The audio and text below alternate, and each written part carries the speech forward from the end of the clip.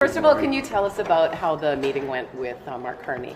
Yeah, it went very well. Actually, he's quite a good gentleman, and we just discussed what we're going to be facing with this USMCA deal. And I always tell everyone, get rid of this carbon tax, which he's agreeing to, which is good. So we won't be paying 20 cents a liter on gas. That's going to give you a little, stimulate the economy and make us more competitive. And just said we got to focus on jobs because the foundation of everything is our economy. And it sounds like you guys agreed on the retaliation measures. Yes, we did. So we're going to go down there tomorrow, and I want to make sure everyone understands the expectations is to go down there, build that relationship, talk about the USMCA. We aren't walking away with the USMCA, but for years being in business, it's all about building the relationship, understanding what they require, what our needs are, and move forward. And let's get this moving forward as quickly as we can. It was a whirlwind day yesterday for goodness. sure. Hopefully you got a little bit of sleep. None. 4 hours. At this point, at the end of the day, you were back on American networks. Mm-hmm. There were some quotes from the inner circle of Trump, more or less declaring this a win yesterday. So what are your thoughts? Is this a win for Trump, or how do you back from that? If they want to call it a win, whatever. It's they're playing politics. But here and there, what happened yesterday very clearly, Secretary Lutnick called me. I didn't call him. Put an olive branch out, and only a foolish person would decline or hang up on someone and say, I'm not listening. We said, well, that's fine. We need a meeting. We need it right away. He agreed. He said, fly down tonight, fly down tomorrow, the next day. We're bringing Minister LeBlanc with us and the ambassador to have that conversation, to sit down and see what their requirements are, what their needs are. I always say, when you have your largest customer, you listen to your largest customer in business. And we'll sit there and listen and make sure that we bring that information back and sit around the table.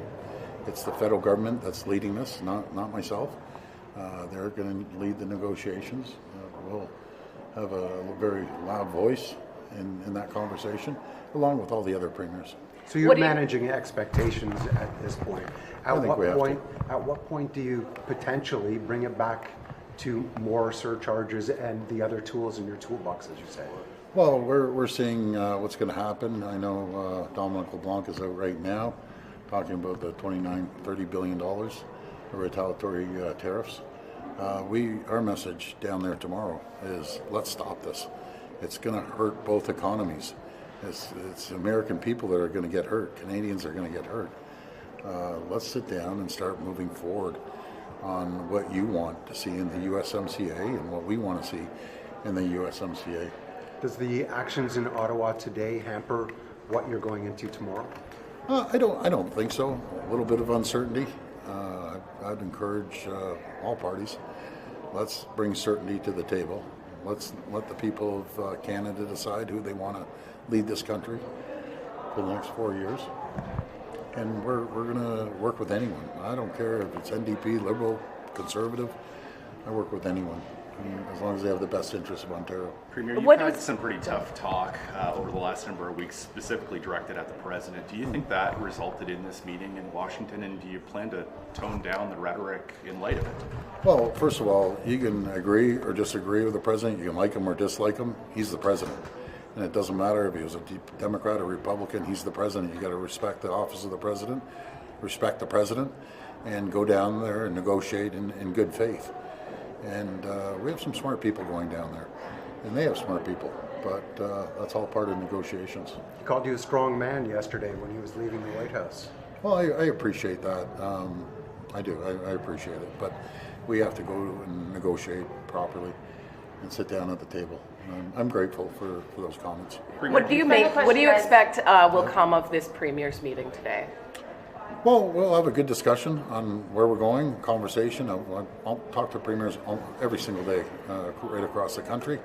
It's really a Team Canada approach, and that's the way we have to approach it. And all different political stripes, but we're one team, and it's Team Canada. I'll get advice off the premiers, as I always do. I'm always very, very clear. Every time I speak to you folks or anyone, I don't represent all the provinces. I don't represent the federal government. I represent Ontario. Does that play into what you're bringing to the table in Washington tomorrow? I believe so. We'd be the third largest trading partner in the world if we were a standalone country. And they recognize that we're the number one trading partner to 17 states, number two to 11 others. So that pulls a lot of weight. And our biggest allies right now, anywhere, are the American people. And they're getting frustrated. And when you start seeing inflation and potential job losses and shutdown of assembly plants, one thing about Americans, they have zero tolerance for that. It doesn't matter what party they vote for. So, And this advertising campaign in the U.S., sorry? yeah, we're going to put that on hold right now in good faith. So let's just put that on hold and show them good faith. And then we'll see how it goes. But those are all the tools that we can use at any given time. Is the Thank you tax on guys. We Thank you. gotta electricity